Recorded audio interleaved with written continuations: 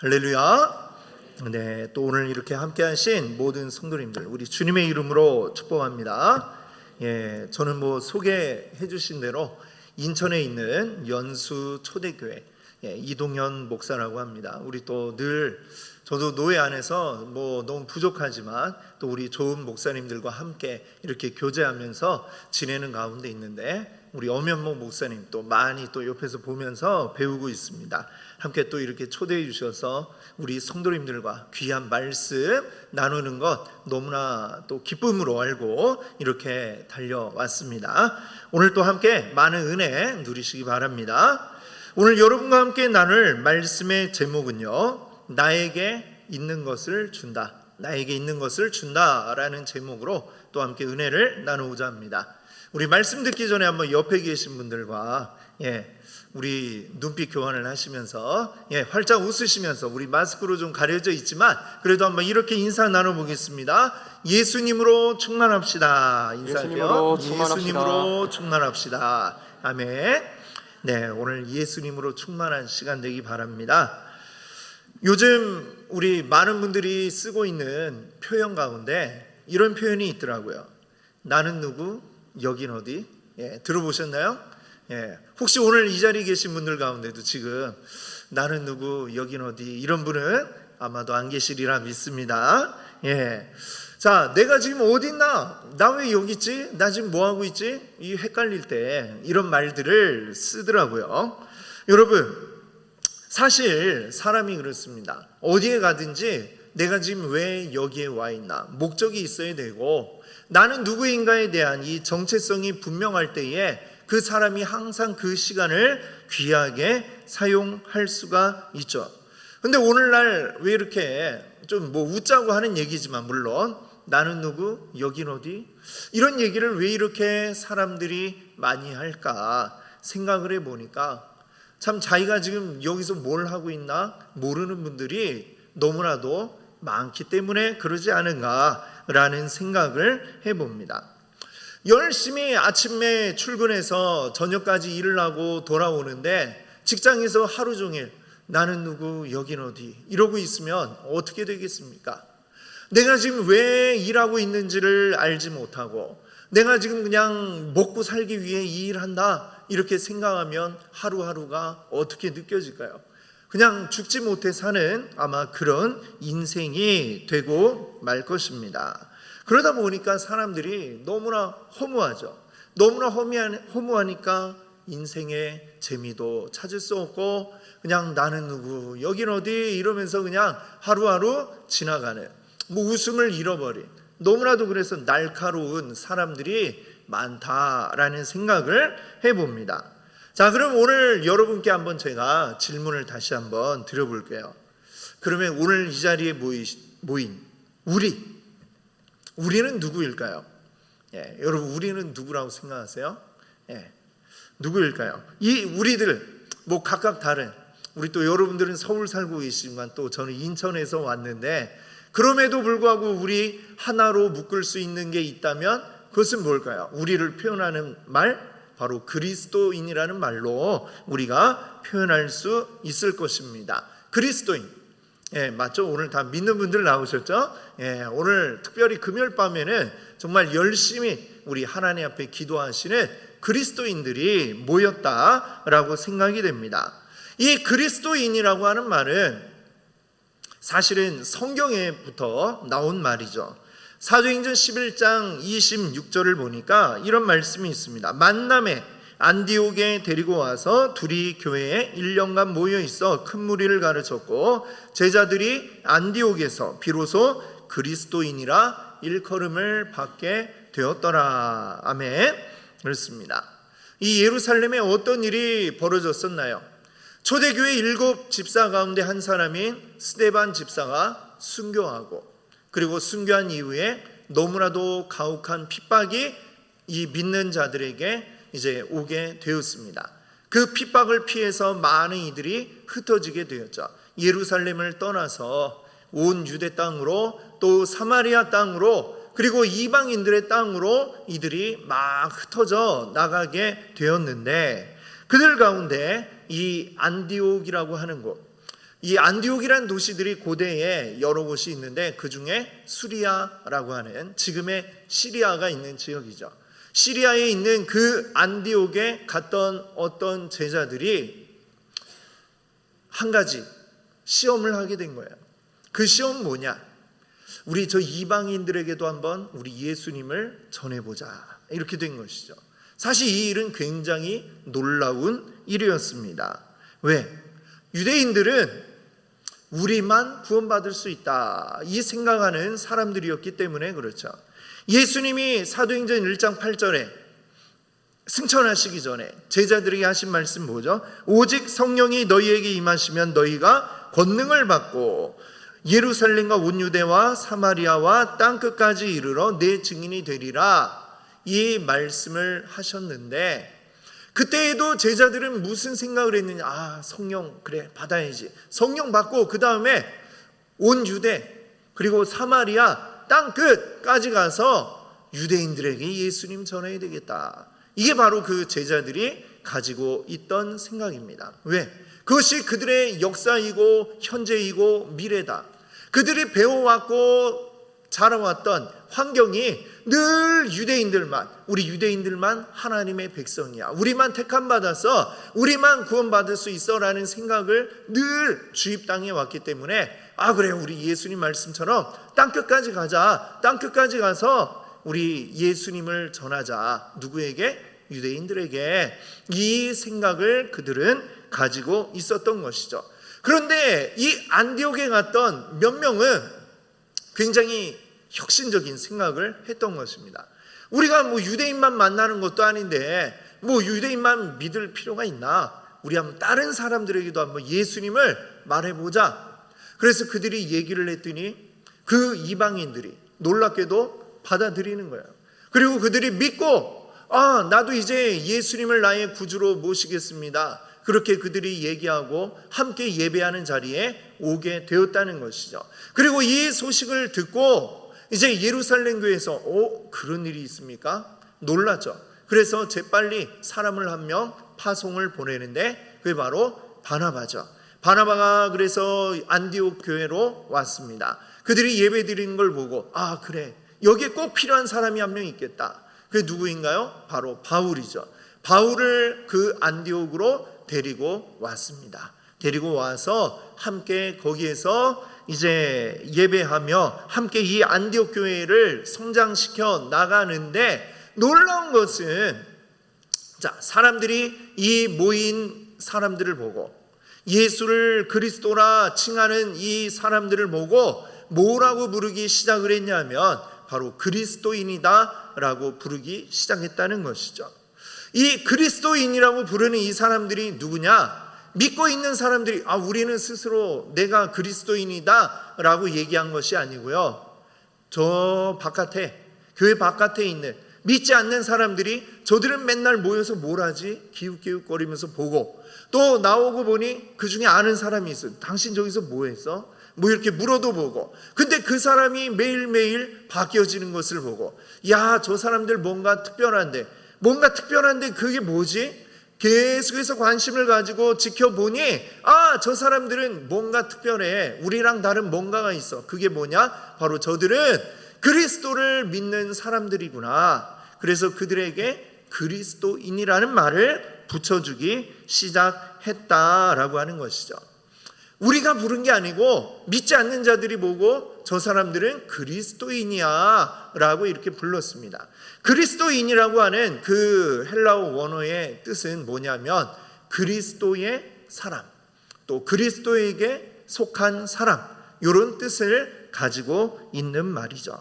그래서 우리들 이 안디옥 교회에 믿는 사람들 뿐만 아니라 모든 시대와 모든 나라에서 믿고 있는 그리스도를 주로 고백하는 모든 사람들을 우리는 다 뭐라고 불러요? 바로 그리스도인이라고 부르게 된 것입니다. 그래서 오늘 이 시간 이곳에 있는 우리들도 역시 뭐예요? 우리를 하나로 표현한다면 우리는 그리스도인이다 라고 이렇게 이야기할 수 있을 것입니다. 오늘 우리가 함께 읽은 사도행전 3장의 본문 말씀은 그리스도인의 특징에 대해서 아주 잘 보여주고 있는 말씀입니다. 그 특징 뭐라고 표현할 수 있냐면 그리스도인들은 다른 것을 주는 사람이다, 이렇게 표현할 수가 있습니다. 자, 3장 1절을 보니까 베드로와 요한, 예수님의 제자 가운데 베드로와 요한이 성전으로 올라가는 길이었습니다. 성전으로 올라가는데 그 성전은 여러 군데 입구가 있습니다. 여러 입구마다 이름들이 다 있는데 그 중에 이제 미문이라고 하는 문이 있는데 그 앞에 어떤 한 사람이 앉아가지고 사람들, 오고 가는 사람들에게 구걸을 하고 있었어요. 한 푼만 줍쇼, 한 푼만 줍쇼, 이렇게 구걸을 하고 있습니다. 자, 그 사람, 그 미문 앞에 앉아있는 이 구걸하는 사람에 대해서 2절 말씀 보니까 뭐라고 표현했냐면 나면서부터 못 걷게 된 사람이라고 이야기를 했습니다. 즉 그는 태어나면서부터 장애를 가지고 있는 사람이었어요. 다리에 문제가 있어서 한 번도 이 사람은 걸어 본 적이 없는, 그렇게 계속 살아왔던 사람입니다. 다리를 쓸 수 없으니 이 시대에 할 수 있는 일이 없었습니다. 그저 할 수 있는 최선의 방법은 누군가가 그를 성전 앞에 데려다 주면 성전 미문 앞에 앉아가지고 지나가는 사람들에게 손을 벌리고 한 푼만 도와주세요, 저도 먹고 살 수 있게 여러분 사랑을 베풀어 주세요, 이러면서 도와달라는 이 말밖에 할 수가 없었던 그런 사람입니다. 자, 그리고 그 자리로 지금 오늘 누가 지나가요? 베드로가 지나가고 또한 요한이 지나가게 되었습니다. 자, 이들이 성전으로 올라가는 길에 보니까 이 미문 앞에 앉아서 구걸하는 그 사람이 보여요. 한 푼만 도와주십시오, 이렇게 손 내밀고 있는 그 사람. 우리가 예전에 아마 여러분들 기억에, 우리 좀 나이가 있으신 분들은 예전엔 참 이런 분들이 많았죠. 길거리에 보면 도와달라 이렇게 계신 분들, 앉아서 이렇게 도와달라고 계신 분들이 참 많았는데 그분들이 특징이 있습니다. 지금 생각해 보니까 어떻게 앉아 계시느냐, 대부분 보면은 고개를 푹 숙이고 계세요. 이렇게 지나가는 사람들 얼굴을 마주치지 않습니다. 그냥 바닥을 보고 있거나 아니면 딴 데 보고 있거나 그렇게 앉아 계시죠. 그러면서 사람의 인격척이 들리면 그냥 이야기를 하는 거죠. 한 푼만 도와주십시오, 이러고 이야기를 해요. 그냥 기계적으로 이야기하는 거예요. 대부분의 사람은 그냥 지나가는데 그러다가 그 소리 듣고 어쩌다 한 사람 동전 하나 던져줄까 싶어가지고 그냥 고개도 숙이고 얼굴도 마주치지 않고 그냥 이렇게 푹 바닥만 보고 희망 없는 사람처럼 그렇게 앉아가지고 구걸을 하는 모습들 우리 예전에 많이 볼 수 있었을 것입니다. 오늘 말씀에 나오는 이 사람도 어떻게 앉아 있었을까요? 이 구걸하는 사람도 역시 그냥 지나가는 사람들 눈을 마주치지 않습니다. 굳이 마주치지 않고 그저 바닥을 보면서 지나가는 소리가 들리면 한 푼만 도와주세요, 도와주세요, 이렇게 기계적으로 외치고 있었습니다. 자, 그런데 이 발자국 소리가 싹 점점 가까워 오는 거죠. 아, 또 누가 오는구나. 이제 이야기하죠. 한 푼만 도와주십시오, 이렇게 이야기를 하는데 그 발자국이 그 앞에 와서 딱 멈췄어요. 아, 드디어 뭔가 오늘 한 건 했구나, 아마 이 생각을 했겠죠. 근데 베드로가 뭐라고 이야기를 했을까요? 동전을 던져주는 게 아니라 갑자기 이 구걸하는 사람에게 말을 합니다. 우리를 보라. 도와주려면 빨리 도와주지 뭘 우리를 보라고 할까. 아마도 뭔가 더 큰 걸 주지 않을까, 그런 기대를 했을 거예요. 그리고 이 구걸하던 분이 눈을 탁 들어가지고 뭘 주려고 이렇게 동전만 던지지 않고 우리를 보라고 할까, 기대감에 가득 찬 눈으로 딱 쳐다봅니다. 그랬더니 베드로가 한다는 말이, 입을 열어 하는 말이 뭐라고 그래요? 나에게 은과 금은 없거니와, 이렇게 좀 뭔가 기대를 탁, 기대했던 마음을 탁 가라앉게 만드는 이야기를 하죠. 내가 돈이 없는데, 이런 얘기를 이제 먼저 꺼내는 거야. 그래서 기대감이 팍 가라앉죠. 자, 그런데 그 다음에 이 베드로는 뭐라고 이야기를 했을까요? 6절 한번 우리 같이 다 같이 한번 읽어볼까요?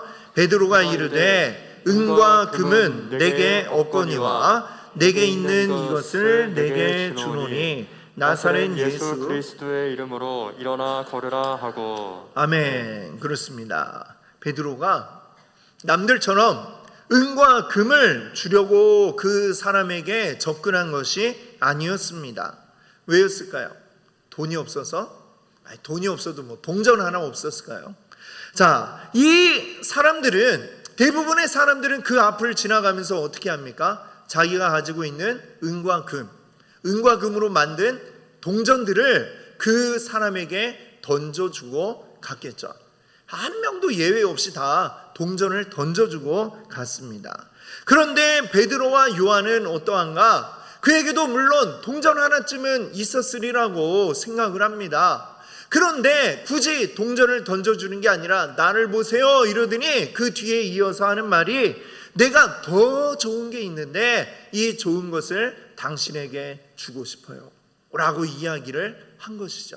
그리고 내가 가진 이 좋은 것 무엇이냐? 나사렛 예수의 이름으로 일어나 걸으세요 하면서 그를 일으켜 세웠다라고 하는 것입니다. 나면서부터 한 번도 걸어보지 못했던 사람, 그 사람이 지금 걷지 못해서 일을 할 수가 없어서 구걸을 하고 목숨을 연명하고 있습니다. 그에게 가장 좋은 게 뭘까요? 한 푼 던져주는 것도 좋지만 그보다 더 좋은 건 뭐예요? 일어나서 걷는 것이죠. 그가 일어나서 걸을 수 있도록 이 베드로와 요한은 그의 손을 잡아 일으킵니다. 그리고 이건 내가 하는 게 아니고 내 안에 있는 바로 예수 그리스도가 이 일을 하시는 것입니다 라고 하면서 그를 일으켜 세웠다라고 하는 것이죠. 오늘 우리 아까 뭐라고 말씀드렸죠? 우리는 누구라고요? 그리스도인. 그렇습니다. 우리는 이 세상 속에 살아가고 있어요. 오늘도 또 내일도 여전히 우리 이 세상 속에 있을 것입니다. 세상 속에서 우리 일도 하고 또 우리 함께 공부하기도 하고 또 함께 밥도 먹고 그리고 여러 가지 함께 하면서 우리가 세상 속에서 세상에 있는 사람들과 함께 지내고 있는 가운데 있습니다. 그러나 우리 함께 있기는 하지만 그들과 우리는 분명히 다릅니다. 왜? 우리는 어떤 사람들이에요? 그리스도인이기 때문입니다.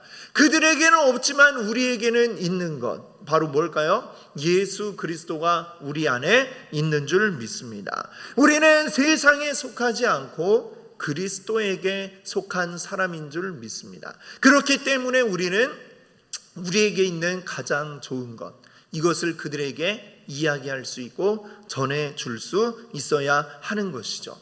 그들과 우리는 다릅니다. 생긴 거 우리 똑같은 한국인끼리 비슷비슷하게 생겼죠. 나보다 좀 잘생긴 분도 있고 더 이쁘게 생긴 분도 있겠지만 그래도 우리는 다 다를 거 없어 보이죠. 겉으로 보기에. 그러나 결정적인 그 한 가지 바로 뭡니까? 내 안에 그리스도가 있다. 이것이 바로 우리들의 특징이고 그렇기 때문에 우리는 그들에게 없는 것을 우리는 줄 수 있다라고 하는 줄 수 있는 다른 것을 줄 수 있는 은혜가 우리에게 있는 줄 믿습니다. 여러분 오늘 말씀 이야기하고 있는 것을 다시 기억해 봅시다. 은과 금은 내게 없거니와 이런 거 다 있잖아 당신들. 은도 있고 금도 있고 다 있잖아. 근데 나에게 있는 것 당신들에게는 없는 것 나에게는 있는 것 바로 이것을 내게 주노니 바로 그리스도를 베드로는 주겠다라고 이렇게 이야기합니다. 여러분 오늘 본문인 3장 앞에 보면 베드로가 이런 말을 자신 있게 할 수 있었던 이유가 무엇인지 나오고 있습니다. 사도행전 2장에 어떤 이야기가 나오나요? 성령 받은 오순절에 있었던 그 성령의 역사가 나타나고 있습니다. 우리 예수님께서 부활하시고 제자들과 40일 정도를 지내시다가 승천하셨을 때 그때 하신 말씀 우리 아까 읽었던 사도행전 1장 8절에 그 앞에 뭐라고 얘기했어요? 너희는 가서 약속한 성령을 기다려라. 그리고 성령이 임하시면 이제 너희가 권능을 받을 거야. 권능 받고 이제 예루살렘 온 유대 사마리아 땅끝까지 가서 증인이 되라. 이 말씀을 하셨잖아요. 그렇죠? 자, 예수님이 이 약속한 성령이 임한 이야기가 그 앞에 나오고 있습니다. 이 베드로는 그 순간 성령이 나에게 오셨다는 걸 분명하게 알고 있기 때문에 이렇게 자신 있게 그 구걸하는 자에게 가서 그를 일으켜 세울 수 있었다라고 하는 것이죠. 여러분, 예수님이 살아계실 때 성령님에 대해서 뭐라고 말씀하셨냐면 요한복음 14장 16절을 보니까 이런 말씀을 하셨어요. 내가 아버지께 구하겠으니 그가 또 다른 보혜사를 너희에게 주사 영원토록 너희와 함께 있게 하리니. 이 말씀에 보니까 보혜사라고 이 성령님을 부르고 있습니다. 보혜사가 뭐냐? 나의 부족한 걸 채워주고 보충해주는 그런 분이라는 것이죠. 그리고 예수님이 이제 떠나가니 예수님 대신에 내가 너희와 함께 있도록 하기 위해 이 보혜사 성령을 보낸다라고 주님이 말씀하셨습니다. 즉 예수님을 대신해 줄 분이고, 지금 이 말씀을 하실 때 예수님은 제자들과 함께 계셨지만 예수님이 부활하시고 승천하신 후에는 내가 너희와 함께 할 수 없으니 이제 성령님이 함께 있어 줄 거야 라는 이 말씀을 하셨습니다. 그리고 이 약속하신 성령이 그들에게 임하게 되었던 것이죠.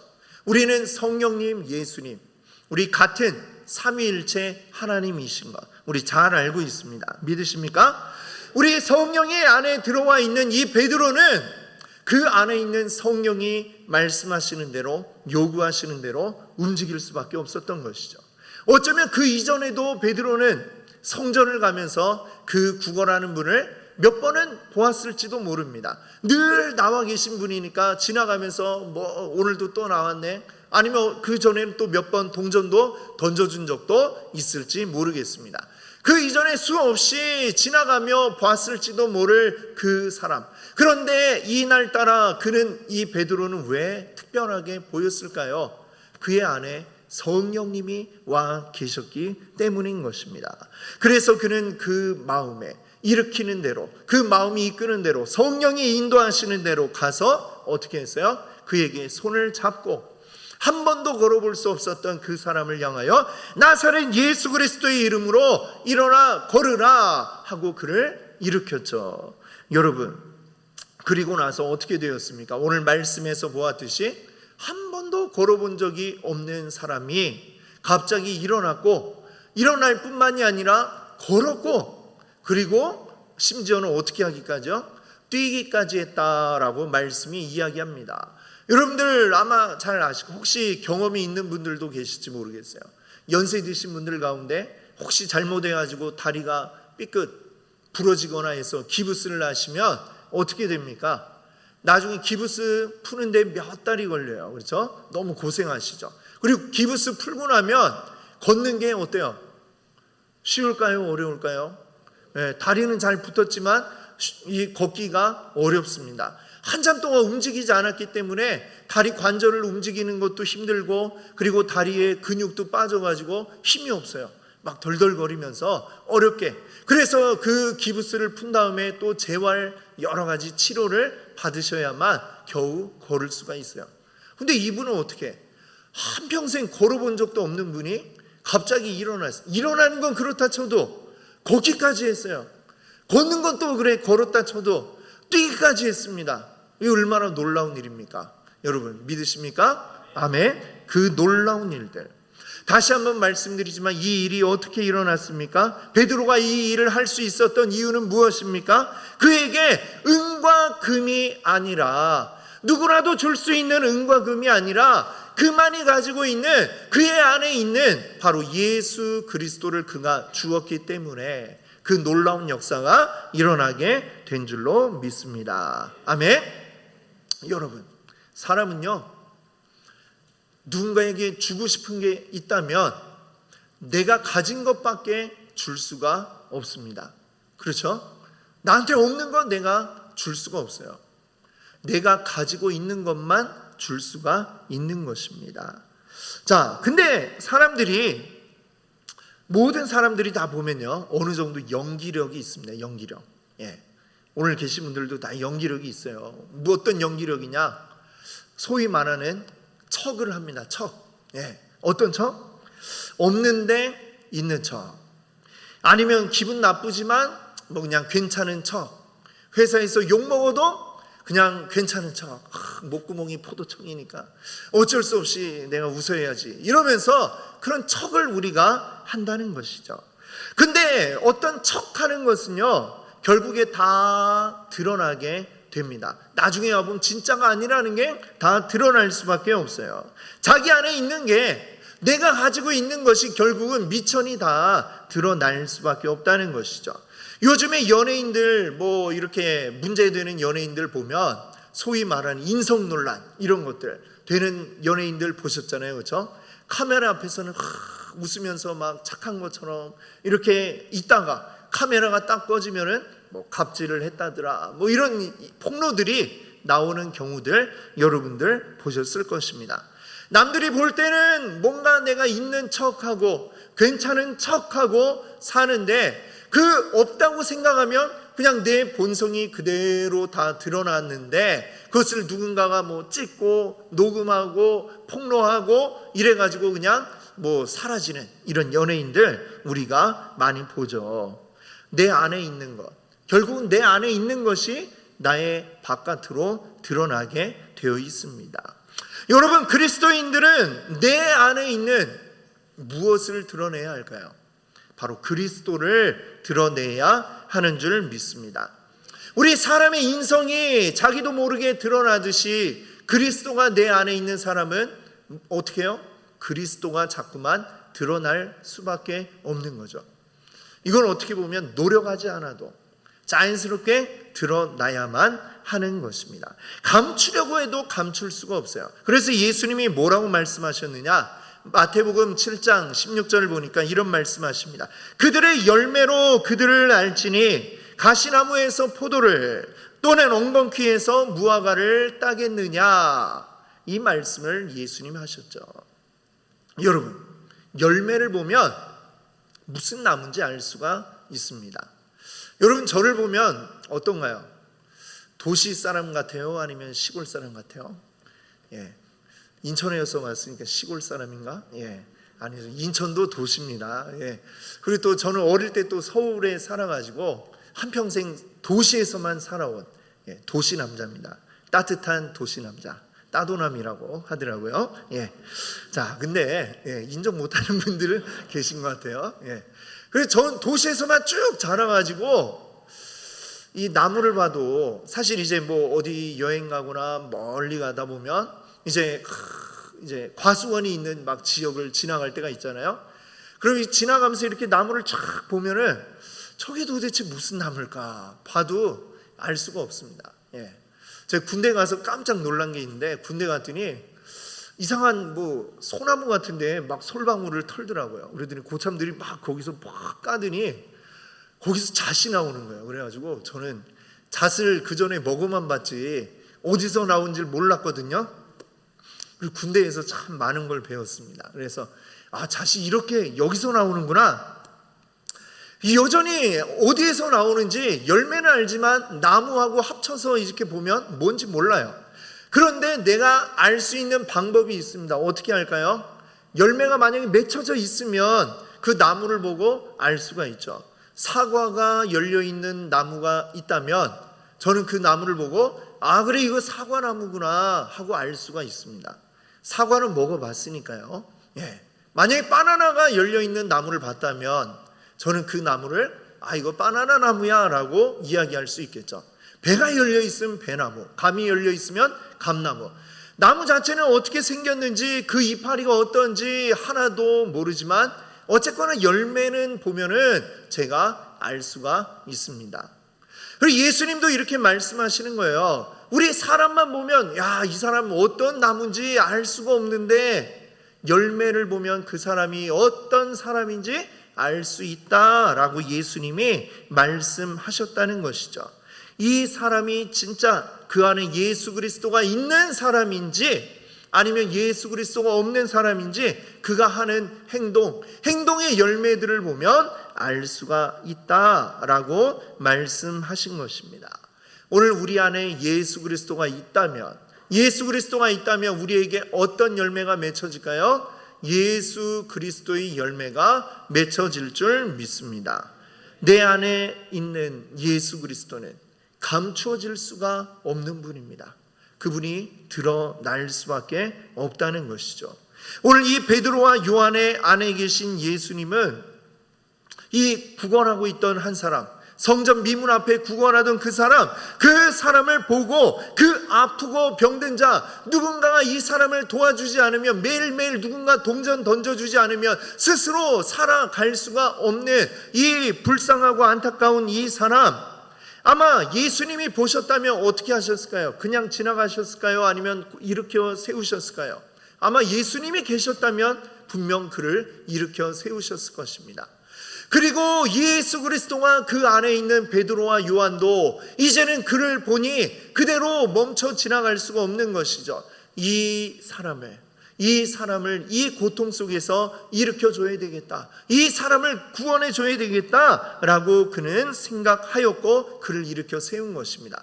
우리의 사람들은, 일반적인 사람들은, 믿지 않는 분들은 어때요? 어떤 문제를 보면 그 문제의 피상적인 것밖에 보지를 못합니다. 배고픈 사람 보면 밥을 줘야 되겠다, 아픈 사람 보면 약을 줘야 되겠다, 이 정도 이상 들어갈 수가 없어요. 그런데 우리 예수님은 뭐냐? 더 깊은 것을 바라보고 그 깊은 근원적인 원인을 해결해 주시는 분이십니다. 우리 한 예로 마태복음 9장에 보면 예수님께 어떤 중풍병자가 찾아옵니다. 중풍병자가 어떻게 찾아왔을까요? 꼼짝도 못하는데 그 친구 4사람이 각각 들 것을 이제 씻고 한쪽씩 들고 예수님 앞에 찾아오는데 너무나 사람이 많아가지고 예수님 근처에 이 들 것 들고 갈 수가 없는 지경이에요. 그러니까 어떻게 할까? 예수님 반드시 만나면 고쳐주실 것 같은데 어떻게 할까 하다가 예수님이 계신 집 지붕을 올라가고, 자기 집도 아닌데 남의 지붕을 막 뜯고 이 친구를 예수님 앞에 쫙 들것에 실려서 내려 보낸 거죠. 보니까 예수님도 참 갑자기 막 사람들하고 계신데 위에 막 부시럭부시럭 하더니 먼지가 떨어지고, 그러니까 얼마나 놀라셨겠어요. 그러더니 한 사람이 쫙 내려오는 걸 보고 이야, 감탄하셨을 겁니다. 이 사람 친구들 정말 좋은 친구들이구나. 그 친구들의 열정을 보고서라도 고쳐주지 않을 수 없다 생각하셨을 거예요. 그런데 그 예수님이 이 중풍병자가 앞에 왔는데 뭐라고 말씀을 하셨느냐? 마태복음 9장 2절 보니까요, 이런 말씀하셨어요. 침상에 누운 중풍병자를 사람들이 데리고 오거늘 예수께서 그들의 믿음을 보시고 중풍병자에게 이르시되 작은 자야 안심하라, 내 죄사함을 받았느니라. 아멘이십니까? 예, 여러분 갑자기 보면 좀 약간 안 맞는 것 같잖아요. 중풍병자를 데리고 왔는데 그러면 자, 중풍병이 나았다, 일어나 걸어라, 뭐 이렇게 말씀해 주셔야 될 것 같은데 예수님 뭐라고 하십니까? 야, 네 죄가 다 사함을 받았다, 이 말씀을 하시는 거예요. 이것이 사람들이 이상하게 생각하면서 뭐야, 왜 예수님 저런 이상한 말을 하셔? 라고 불평하는 자들이 그 앞에도 있었습니다만 예수님은 왜 그런 말씀하셨을까요? 예수님은 그의 모든 것, 근원을 뚫어 보셨기 때문입니다. 중풍병자가 이 병에 걸린 것, 그가 이 고통 속에 있는 것, 이게 다 무엇이냐? 그의 고통은, 그의 질병은 겉으로 드러나는 현상이고 그의 속에 더 큰 문제가, 즉 그의 죄가 있다라고 하는 것이죠. 물론 이 죄가 지금 중풍병으로 쓰러져 있는 그 사람 한 사람만의 죄를 이야기하는 것은 아닙니다. 누가 아픈데 가갖고 야, 너 이 병 걸린 거 보니까 너 죄가 많아서 그래, 이렇게 얘기하면 안 되겠죠. 욥의 친구들처럼 이 욥의 속만 긁는 이야기지 하나도 위로가 되지 않는 이야기입니다. 이 중풍병자의 죄는 뭡니까? 그 한 사람의 죄가 아니라 우리 모두의 죄요, 우리 온 인류의 죄인 것이죠.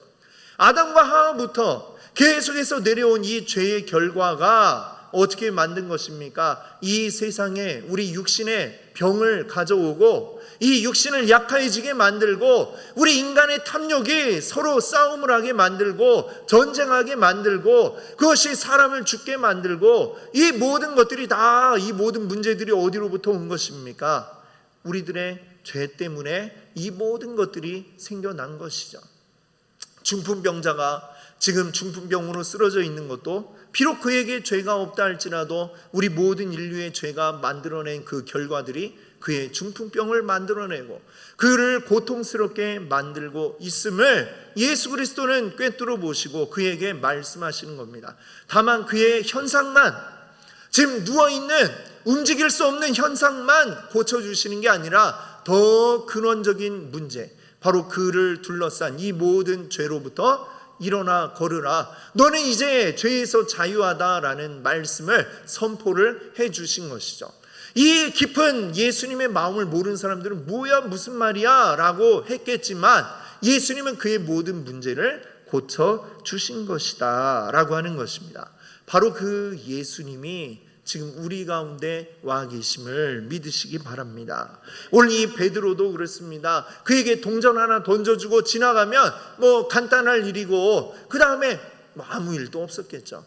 그 안진뱅이는 그 다음 날도 또 10년이 가도 20년이 가도 계속해서 그는 여전히 손 벌리고 앉아 있을 수밖에 없었을 것이고 아무 문제 해결되지 않았겠지만 그들 안에 누가 계세요? 예수 그리스도가 와 계시니 그의 근원적 문제를 보고 그를 고쳐주는 것입니다. 어떻게 해요? 나사렛 예수의 이름으로 일어나 걸으라 외쳤을 때 그가 일어났죠. 그리고 어떻게 됐어요? 걸었죠. 뛰기까지 했습니다. 베드로가 성전 안으로 들어가니 같이 함께 따라 들어갔다라고 말씀하고 있습니다. 그리고 성전 안에 많은 사람들이 있었겠죠. 그때가 오순절 무렵이니까 많은 사람들이 성전 안에 있고 사람들이 뭐 이미 많은 이들이 미문 앞으로 지나가면서 봤던 한 사람, 그 안진뱅이 거린을 보았습니다. 근데 그 사람하고 똑같이 생긴 사람이 갑자기 막 뛰어다니고 있는 것을 사람들이 봤겠죠. 그냥 뛴 게 아니에요. 막 소리 지르면서 야, 나 이제 걷는다 하면서 사람들에게 소리치면서 뛰고 있는 이 모습을 보았던 것입니다. 여러분, 그리스도가 우리 안에 계시면 이와 같은 일들이 일어나는 줄 믿습니다. 또한 그리스도가 우리에게 보내주신 성령이 우리에게 와 있는 모든 이들에게 이와 같은 역사 일어날 줄 믿습니다. 우리는 이것을 전하고 이것을 증거하는 사람인 줄 믿습니다.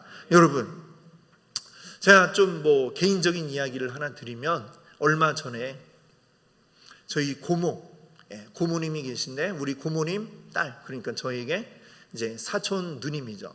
저보다 나이가 좀 더 훨씬 많으신 누님이신데 갑자기 몸이 너무 아프게 되었어요. 몸이 너무 아파가지고 꼼짝도 할 수가 없게 되고 머리가 너무 아픈데 어디 병원을 가도 이게 쉽게 치료가 되지 않고 약을 먹어도 증세가 나아지지 않은 것이에요. 저희 아버님도 이제 목사님이신데 어느 날 고모한테 이제 전화를 거셨죠. 전화를 딱 했더니 갑자기 고모가 울면서 왜 이제야 전화를 했니 하면서 이 고모가 막 울면서 이제 얘기를 하는 거예요. 너무나 그 딸의 증세가 심각하니까 심지어는 가족들이 이제 이러다 죽는 거 아니냐라고까지 생각을 하고 본인도 힘들어하고 그랬다는 것이죠. 우리 또 그 큰 고모님 댁이고 또 작은 고모도 계신데 우리 작은 고모님이 또 그 집에 와서 보고 우리 고모님이 그냥 막 보면서 울고 그냥 하염없이 울고 또 갔다 이런 이야기를 하시더라고요. 물론 우리 작은 고모님도 믿기는 믿으시지만 아주 이렇게 금요 우리 성령 집회 와서 기도할 정도로 열정적으로 믿지를 않으셔서 그런지 그냥 울고만 가셨어요. 근데 저희 아버님이 목사님이시니까 그래 내가 갈게 가셔가지고 어떻게 해요? 가서 예배 같이 드리고 위에서 기도해 주고 매주 같이 가가지고 기도를 했습니다. 여러분, 그리고 어떻게 됐을까요? 지금 한 달 정도 지난 것 같아요. 한 달 정도 됐는데 너무나 몸이 이제 좋아져가지고 이제는 일어나서 걸을 수 있게 되었고 머리도 더 아프지 않다 이렇게 이야기를 하는 것을 듣게 되었습니다. 여러분, 일반인들은 즉 믿지 않는 분들은요, 가가지고 울어는 줄 수 있어요. 울어도 줄 수 있고, 야, 이런 병에는 이런 약이 좋다더라, 또 이 의사가 아주 용하다더라, 소개도 해줄 수 있어요. 그것은 어디까지나 이 세상의 사람들이 은과 금을 가지고 주는 것에 지나지 않습니다. 여러분, 우리에게는 무엇이 있어요? 예수 그리스도가 계십니다. 우리 안에 있는 예수 그리스도를 우리가 가서 그 예수 그리스도를 그들에게 알려주고 같이 함께 울어주지만 그 울음 속에 이 애통하는 마음, 예수님이 그 중풍병자를 보고 그 애통하는 마음으로 그의 더 근원적인 문제, 바로 그 죄의 문제를 사하여 주었을 때 그가 일어나 걷게 된 것처럼 우리가 그들에게 가서 예수 그리스도를 알려준다면, 함께 기도하고 함께 예배할 수 있다면 그들에게 더 놀라운 역사가 나타나게 될 줄 믿습니다. 아멘. 오늘 우리에게 이 놀라운 힘이 우리에게 있는 것을 여러분들 믿으시기 바랍니다. 여러분, 내 안에 있는 것을 우리는 줄 수가 있어요. 근데 우리는 누구예요? 우리는 그리스도인. 우리는 그리스도인이잖아요. 그리스도의 사람, 그리스도에게 속한 사람들에게는 반드시 주님이 약속한 성령님이 와 계십니다. 성령님이 이미 여러분 안에 와 계시잖아요. 그렇죠? 오늘 그리고 우리 예배 이름이 뭐예요? 보니까 금요 성령 집회죠. 성령님이 우리 안에서 오늘 놀라운 일을 이루실 줄 믿습니다. 성령님이 일하실 줄 믿습니다. 성령님이 우리로 하여금 너희 안에 있는 이것을 가지고 가서 전해라, 그것을 이웃들에게 주어라, 오늘 말씀하고 계신 줄 믿습니다. 주님이 우리에게 주신 것, 이것을 가지고 우리는 가는 것입니다. 사람들, 세상에는 은이나 금 너무나 많이 있어요. 좋은 의사도 너무 많이 있어요. 그런 거 알려주고 정보 줄 수 있는 거 너무나도 많이 있어요. 우리가 줄 수 있는 것은 그게 아니라 바로 예수 그리스도인 줄 믿습니다. 오늘날 이 세상에 아픈 사람 얼마나 많습니까? 주변에 날마다 늘어나는 게 병원입니다. 그렇지 않나요? 병원 가보면 사람들이 메어 터집니다. 지금도 우리가 지난 2년간도 코로나 때문에 얼마나 많은 고생을 했어요. 코로나가 이제 지나갔나? 아직 다 안 지나갔대요. 또 오고 있다 이러죠. 또 그뿐입니까? 이상한 또 무슨 원숭이 두창, 끊임없이 이 질병들이 앞으로도 더 많이 나올 거라고 합니다. 더 고통 속에 괴로워하는 자들 우리 주변에 차고 넘칩니다. 여러분, 질병으로만 고통스러운가요? 경제적인 어려움으로 힘들어하는 이들 너무나 많습니다. 물론 우리도 힘들죠. 힘들지만 우리에게는 세상에 없는 것이 있습니다. 예수 그리스도가 있지 않습니까? 주님이 우리를 도우시지 않습니까? 그러니 우리는 이제 우리 옆에 어렵고 힘든 이들, 이 경제적인 어려움을 겪고 있는 이들, 그들에게 가서 어떻게 해요? 동전 하나 던져주겠습니까? 봉투 하나 찔러주면 그의 문제 해결됩니까? 그렇지 않죠. 그에게 우리가 가서 할 수 있는 것 무엇입니까? 바로 예수 그리스도를 알려주고 전해주는 것입니다. 너에게 봉투 하나 준다고 이 문제가 끝나지 않지만 더 큰 문제, 바로 예수 그리스도를 만나면 해결될 수 있어. 이것을 전할 수 있는 여러분들 되시기 바랍니다. 우리 안에 그리스도가 있습니다. 있으면 나타나게 되어 있습니다. 열매가 나타나게 되어 있습니다. 우리의 삶에 예수 그리스도, 사람들이 우리가 갑자기 회사에서 어느 날 오늘 한번 기도하고 밥 먹어볼까? 딱 기도를 했더니 누군가 탁 보고 너도? 이런 얘기를 들으시면 안 된다는 것입니다. 우리 평소에 늘 내가 그리스도인이라는 걸 알고 있어야 돼요. 사람들이, 그러면 사람들이 야, 교회가 밥이 나와 떡이 나와 이러면서 막 옆에서 툴툴대며 지나가죠. 그러다가 자기의 몸 문제가 생기면 어느 날 그분이 옵니다. 와가지고 교회 다니면 좀 좋은 게 있다지? 이렇게 얘기를 해요. 그게 바로 우리 안에 있는 그리스도를 전할 좋은 기회라는 신호인 것이죠. 그때 여러분들, 교회 갔더니 주차할 데도 없고 이런 얘기를 막 꺼내면 안 되고, 그때 뭘 해야 되는 거예요? 예수 그리스도를 증거해야 하는 것입니다. 내가 만난 예수님 때문에 내가 어떤 즐거움이 있었나, 내가 어떻게 이 문제들을 이겨나갔나, 그리고 하나님 어떻게 역사하셨나, 여러분들이 다 그것들을 경험들을 있으실 줄 믿습니다. 이것을 내가 전하는 거예요. 지금 오늘 베드로와 요한이 했던 것처럼 우리 안에 있는 성령님이 오늘도 일하실 줄 믿습니다. 여러분, 오늘 이 성령 집회의 밤은 우리 안에 계신 성령님의 음성을 듣는 시간입니다. 우리가 그동안은 내 마음대로 내 뜻대로 내가 하고 싶은 대로 했었으나, 그러나 주님 오늘 다 내려놓습니다. 나의 고집 내려놓고 내 생각도 내려놓고 내 계획도 내려놓고 주님 생각대로 주님 계획대로 가겠습니다. 그동안 옆에서 누가 접근을 해와도 우리 힘든 이웃을 보아도 그에게 봉투 하나 줄지언정 예수님에 대해서 말하지 못했었는데 이제 이 예수님 내가 전해주겠습니다. 이런 마음으로 오늘 함께 같이 기도할 수 있기 바랍니다. 내 안에 계신 예수님이 나에게서부터 흘러넘쳐서 우리 이웃들에게 이 생수의 강이 전달될 수 있도록 오늘 함께 기도하시는 여러분 되시기 바랍니다.